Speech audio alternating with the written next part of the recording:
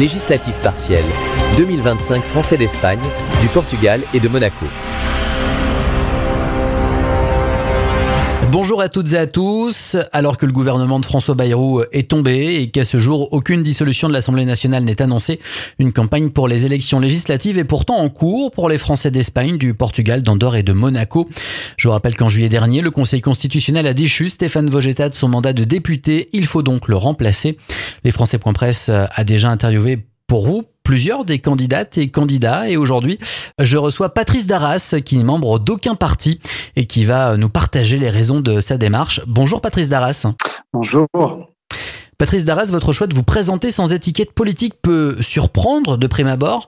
Avant que vous nous l'expliquiez, Patrice Darras, pourriez-vous vous présenter en quelques mots? Vous résidez dans la région de Murcie, mais quel est votre parcours? Alors je peux vous parler de mon parcours, mais j'ai peur que les gens s'embêtent, et puis quand je pense à l'actualité chaude, je me dis qu'en fait, et c'est peut-être la meilleure façon pour moi de l'expliquer, je suis vraiment je suis comme les autres, je suis comme beaucoup de monde. Je suis pas, comme vous le disiez, je suis pas d'un parti politique, j'ai pas une étiquette politique, je suis pas d'une institution, je suis vraiment quelqu'un de normal qui se préoccupe beaucoup pour ce qui se passe en France, enfin voilà, pour ce qui souffre un peu de tout ça, qui est assez désemparé vis-à-vis de l'évolution de notre pays, de sa dégradation, et il se trouve que, comme beaucoup de monde, en fait, on peut pas faire grand-chose. On se dit, on regarde ça un peu comme spectateur, et on se dit, oh là là, qu'est-ce que je pourrais faire, et on peut pas faire grand-chose. Et il se trouve qu'en janvier, j'ai monté une chaîne, j'ai commencé à parler de politique sur les réseaux sociaux, et c'est très bien parti.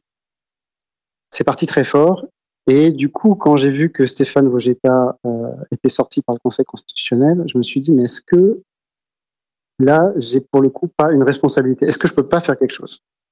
Et donc voilà. Et donc je suis parti dans la course en tant que candidat libre. Vous le disiez dans l'une de vos vidéos publiées sur les réseaux sociaux, vous posez cette question: peut-on devenir député sans parti? Pourquoi avoir choisi cette approche et qu'est-ce qui vous motive dans cette démarche? Alors je crois qu'une partie du problème qu'on a, c'est que depuis 2017, on avait d'autres problèmes avant, mais depuis 2017, on n'a plus cette sanction de la droite par la gauche et sanction de la gauche par la droite. Et donc, on se retrouve avec un centre, un peu comme un pendule qui est là et qui va osciller un petit peu en fonction des vents, des marées, un peu à droite, un peu à gauche, et qui va se maintenir. Et ça, avec la logique de bloc qu'on a aujourd'hui, en fait, ça va être très, très difficile à déboulonner. Je vois pas comment faire. Je vois pas comment faire. Et donc, si vous voulez, si on arrive à avoir des députés transpartisans, on va avoir des gens qui vont, eux, réagir non pas en fonction de ce que va leur dire leur parti, qui vont pas avoir de directives, qui vont être complètement libres et indépendants, et donc qui vont réagir en fonction de chaque idée, de chaque proposition qui est faite, et non pas en fonction d'une masse électorale avec chaque parti qui essaye de gagner, en fait. C'est ça ce qui se passe aujourd'hui. Donc les votes sont alignés sur le gain du parti. Et à partir du moment où vous avez quelques transpartisans comme ça, vous pouvez avoir un réagencement total de la vie politique, parce que ces gens-là vont parler, vont dire ce qu'ils pensent et vont vont ouvrir des brèches dans tout ça. Et c'est ça mon idée. C'est pour ça que je suis transpartisan. Vous êtes très actif sur Instagram et sur TikTok. Pensez-vous que le débat démocratique se joue désormais sur les réseaux? Et en quoi ces outils permettent-ils de toucher des citoyens que les partis peineraient à atteindre, alors qu'ils y sont eux-mêmes très actifs sur les réseaux sociaux? Non, mais c'est incroyable. C'est même difficile à concevoir, quand vous lancez des vidéos comme ça qui font parfois des milliers de vues. C'est fascinant. Et donc oui, on est face à un changement de paradigme total, qui est que on revient peut-être d'une manière assez curieuse à l'agora athénienne. C'est pour ça que moi j'ai de l'espoir.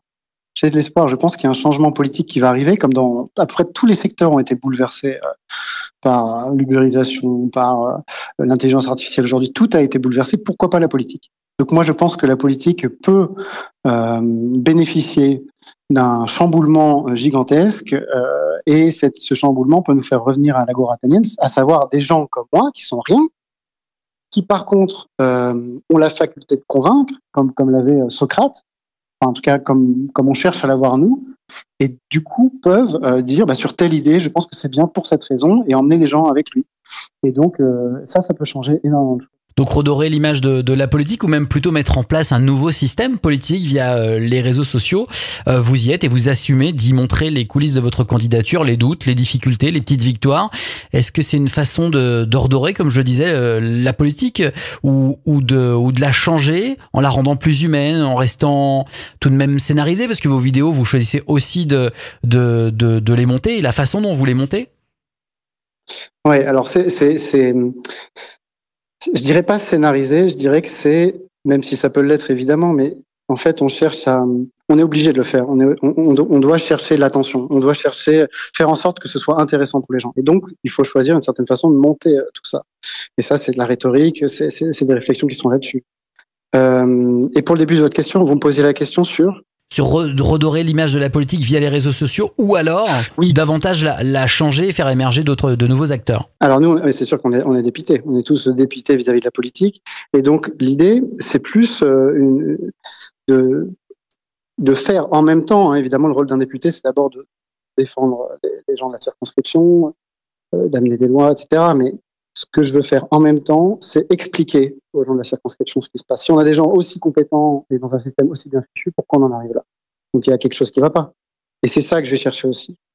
Donc oui, via les réseaux sociaux, je vais expliquer tout ça. Donc je vais faire descendre toute cette information au mieux, voilà, pour que les gens comprennent ce qui s'y passe aussi, parce que parfois on peut juger des politiques en se disant il a rien fait, etc. Alors qu'en fait on pourra voir que c'est très compliqué dans notre situation.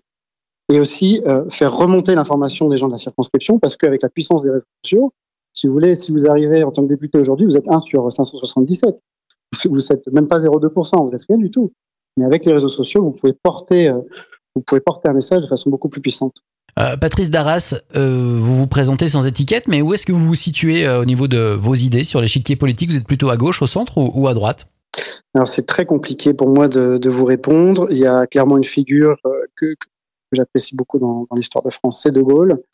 Mais par exemple, je vais vous prendre un exemple.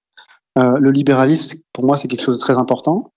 En même temps, j'ai travaillé 5 ans sur un modèle alternatif au libéralisme parce que les externalités, c'est quelque chose de dévastateur. Donc on est face à ces deux vérités qui sont pour moi, si on laisse pas bosser les entreprises proprement et si on fait pas attention aux externalités, ça va pas marcher. Voilà, donc là vous avez typiquement quelque chose très à droite et quelque chose qui est très à gauche. Et du coup, j'ai du mal à me situer sur l'échiquier. Même chose au niveau de la politique internationale. Moi, je ne comprends pas pourquoi la droite ne se désintéresse complètement du sort des Gazaouis. Je ne comprends pas du tout pourquoi elle s'est positionnée comme ça. D'ailleurs, Chirac l'aurait pas fait. Donc même la droite d'aujourd'hui ressemble pas trop à la droite d'hier. Donc c'est difficile de vous répondre sur cette question.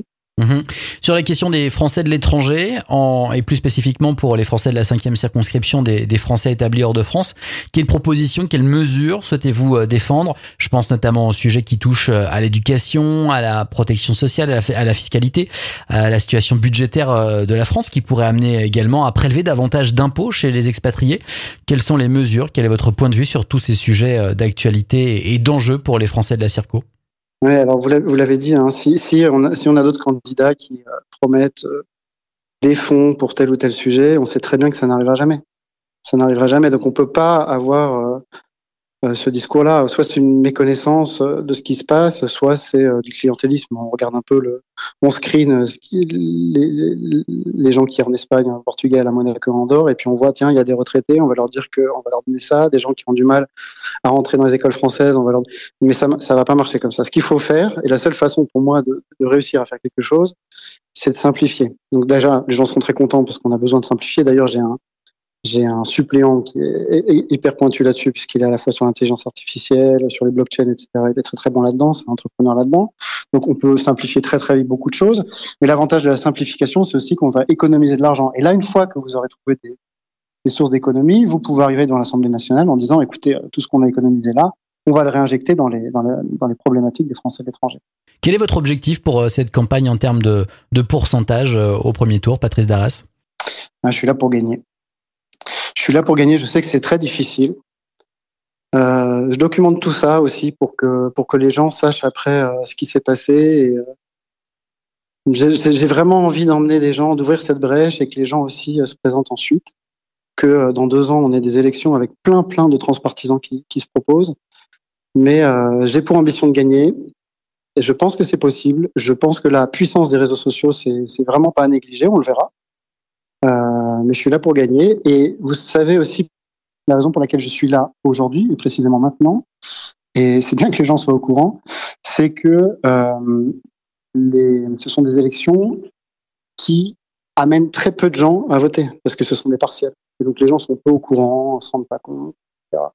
Donc avec quelques milliers de voix, je peux passer devant tout le monde, seulement avec quelques milliers de voix. Et donc c'est aussi une fenêtre d'opportunité unique pour quelqu'un qui est sans étiquette de passer. Donc c'est pour ça que j'encourage les gens à aller voter, en tout cas ceux qui sont touchés par mon discours et qui pensent que ça peut changer quelque chose. Leur voix compte énormément dans ces élections. Très bien.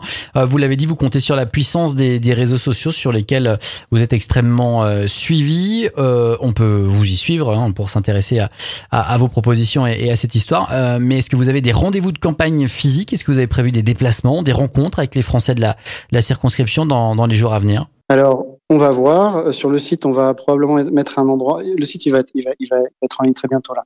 On va probablement mettre un endroit où les gens vont pouvoir demander des rendez-vous. Mais pour être honnête, je suis un peu sceptique vis-à-vis du fait de partir dans une circonscription qui est aussi étalée sur des milliers de kilomètres, partir un peu dans tous les recoins, prendre l'avion à chaque fois pour aller rencontrer des petits groupes de personnes par-ci par-là. C'est quand même très chronophage. C'est très polluant, ça coûte très cher. Je pense que j'aurai la campagne la moins chère de tous les candidats, et c'est voulu. C'est aussi parce que c'est l'argent des Français, parce qu'elle serait remboursée cette campagne si tous les gens qui auront plus de 5%. Donc en fait, tous les partis sont remboursés. Donc ça coûte très cher aux Français.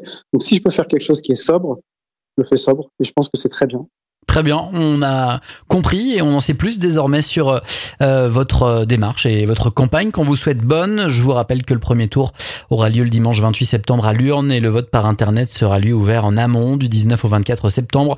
Et l'actualité d'ici là et sur cette législative et d'autres sujets continue sur nos antennes et on se retrouve très prochainement sur lesfrançais.presse.